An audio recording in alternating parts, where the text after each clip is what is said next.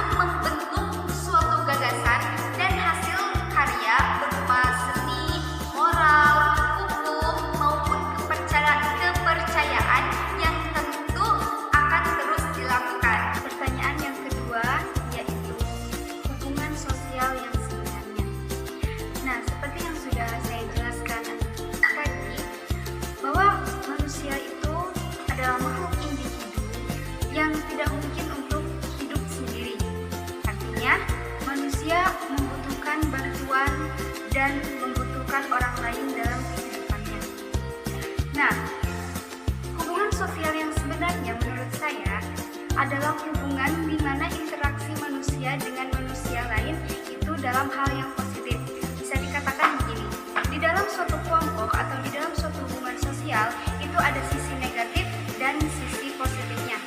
Maksudnya bagaimana? Nah, seperti misalkan dalam sisi negatifnya, kita sering lihat ya, dalam suatu kelompok orang, nah kadang ada yang ketika mereka berkumpul itu malah justru hanya untuk memamerkan harta mereka, untuk menjatuhkan orang lain, membicarakan kejelekan orang lain, dan masih banyak lagi. Nah, oleh karena itu, menurut saya, hubungan sosial manusia yang sebenarnya adalah hubungan manusia dengan manusia lain yang mampu membangun hal yang positif, seperti saling membantu, saling menolong. Ketika ada tetangga yang membutuhkan pertolongan kita menolongnya, dan sebaliknya ketika kita membutuhkan pertolongan, tetangga kita juga membantu kita. Oke, pertanyaan selanjutnya yaitu cara menyikapi kebudayaan zaman dahulu di masa yang sekarang. Nah, berbicara tentang budaya, tentunya kita harus mengetahui pengertian dari budaya itu sendiri. Budaya adalah suatu cara hidup yang berkembang dan dimiliki oleh sekelompok orang dan diwariskan ke generasi-generasi lainnya. Budaya adalah suatu pola hidup menyeluruh. Budaya bersifat kompleks, abstrak, dan luas. Kebudayaan sangat erat hubungannya dengan masyarakat. Menurut Andres Ekin, kebudayaan mengandung keseluruhan pengetahuan, nilai sosial, norma sosial, ilmu pengetahuan, serta keseluruhan struktur-struktur sosial, religius, dan sebagainya. Dengan demikian, kebudayaan adalah sesuatu yang akan mempengaruhi tingkat pengetahuan dan meliputi sistem ide atau gagasan yang berkembang dan terdapat dalam pemikiran manusia. Kebudayaan yang ada di Indonesia sangat beragam sekali karena setiap daerah memiliki kebudayaannya masing-masing yang diturunkan secara turun-temurun dari para pendahulunya. Perbedaan dari masing-masing kebudayaan daerah tersebut sangat wajib sekali untuk dihargai, baik di lingkungan tempat tinggal, masyarakat, maupun sekolah. Di tengah-tengah era peradaban manusia yang semakin ketat ini, tentunya banyak sekali faktor yang menyebabkan kebudayaan yang sudah diciptakan dan dijaga oleh nenek moyang kita menjadi terancam kelestariannya. Apalagi di era globalisasi saat ini, kebudayaan barat semakin marak dan membludak di negeri ini. Sehingga para generasi muda saat ini lebih memilih untuk mengikuti kebudayaan barat dibandingkan untuk melestarikan kebudayaannya sendiri. Oleh karena itu, kita sebagai generasi emas, generasi yang menjadi penerus bangsa ini, sudah sepatutnya untuk kita melestarikan kebudayaan kita sendiri. Nah, ada beberapa cara untuk melestarikan budaya, diantaranya yaitu yang pertama, mengajarkan budaya ke orang lain.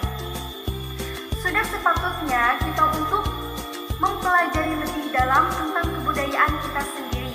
Nah, apabila kita sudah mempelajari lebih dalam tentang kebudayaan kita sendiri, baru kita mengajarkan kebudayaan tersebut kepada orang lain, seperti misalkan ke rekan kita, adik-adik kita, maupun kerabat-kerabat kita yang mungkin mereka sendiri tidak mengetahui tentang budaya itu sendiri. Kemudian yang kedua, yaitu memperkenalkan kebudayaan ke negara lain. Nah, setelah kita mempelajari kebudayaan kita sendiri, alangkah lebih baiknya untuk kita memperkenalkan kebudayaan kita kepada negara lain. Misalkan di era teknologi yang semakin canggih ini, terutama di media sosial ya, kita bisa membuat video ataupun konten-konten yang dapat dilihat oleh seluruh manusia di penjuru dunia. Salah satu generasi bangsa yang memperkenalkan kebudayaannya ke negara lain itu, misalkan kita ambil salah satu contoh seperti yang saya sudah tonton di salah satu konten YouTube yang menampilkan anak meraih juara paduan suara di salah satu negara, yaitu di Italia pada tahun 2015 lalu. Nah, mereka itu menampilkan sebuah nyanyian yang berasal dari Papua yang berjudul Yamko Rambe Yamko ya. Nah, ketika mereka tampil itu selain mereka membawakan lagu dari Indonesia itu sendiri, lagu khas Indonesia sendiri, mereka juga menampilkannya dengan memakai kostum ciri khas daerah Indonesia sendiri, yaitu daerah Papua yang mereka nyanyikan lagunya ya. Nah, menurut saya itu merupakan salah satu menampilkan atau memperkenalkan kebudayaan Indonesia ke negara lain, karena di acara tersebut itu bukan hanya negara Italia saja yang hadir, tetapi juga dihadiri oleh beberapa negara-negara lain. Nah, selain itu mereka juga menampilkan tarian-tarian kebudayaan di Indonesia itu sendiri. Jadi selain mereka menyanyikan lagu kebudayaan yang ada di Indonesia, mereka juga memakai kostumnya dan mereka juga menampilkan tariannya. Kemudian yang ketiga, yaitu tidak terpengaruh budaya asing. Nah, kita sebagai generasi penerus bangsa, tentunya kita itu harus melestarikan kebudayaan kita sendiri. Jadi, kita itu tidak boleh terpengaruh oleh negara atau budaya asing. Boleh saja kita mempelajari kebudayaan asing, namun kita harus memfilter kebudayaan itu sendiri.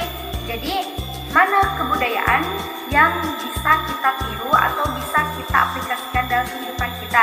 Dalam artian, ketika kita mempelajari kebudayaan asing, itu kita harus mempelajari dari sisi positifnya saja.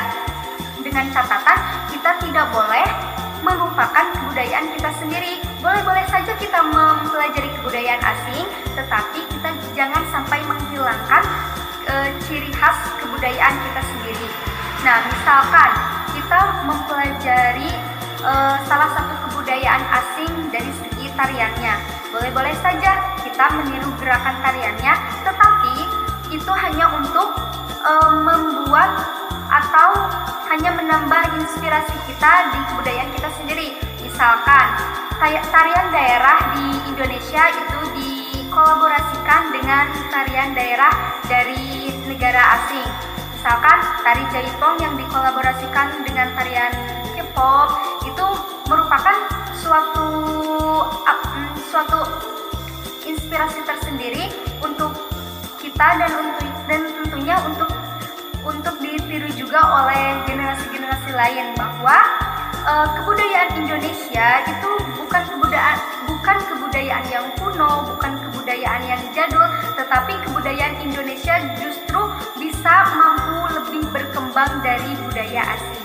Oke, pertanyaan berikutnya yaitu apakah hubungan sosial dan kebudayaan di dalam dunia pendidikan di Indonesia sudah berjalan dengan baik atau tidak?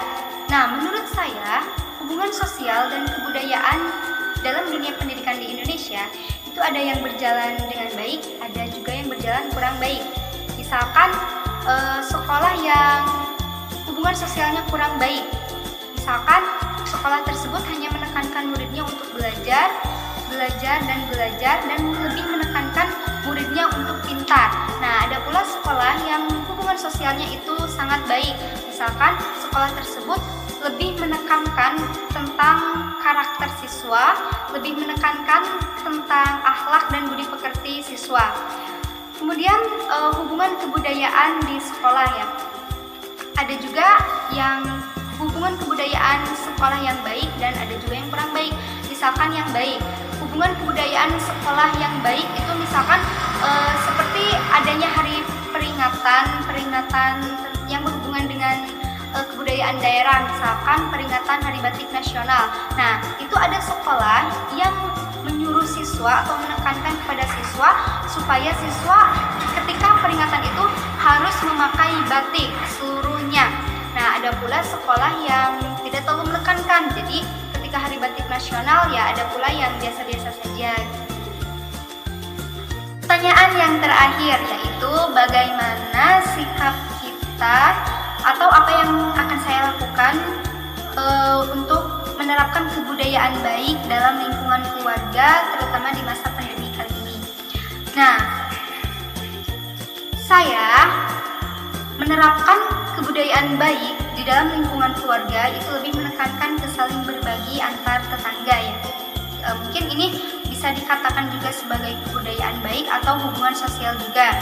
Nah, jadi di daerah saya itu identik dengan saling berbagi ya. Apabila kita mempunyai sedikit rezeki itu suka dibagikan ke tetangga terdekat. Misalkan saya juga kalau ada sedikit rezeki gitu, keluarga saya lagi punya sedikit rezeki itu suka dibagikan juga ke tetangga yang terdekat.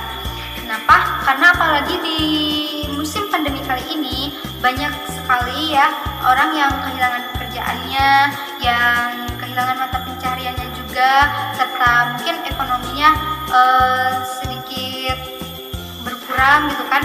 Jadi ketika saya atau keluarga saya mempunyai rezeki yang lebih, itu kita suka membagikannya kepada tetangga terdekat kita.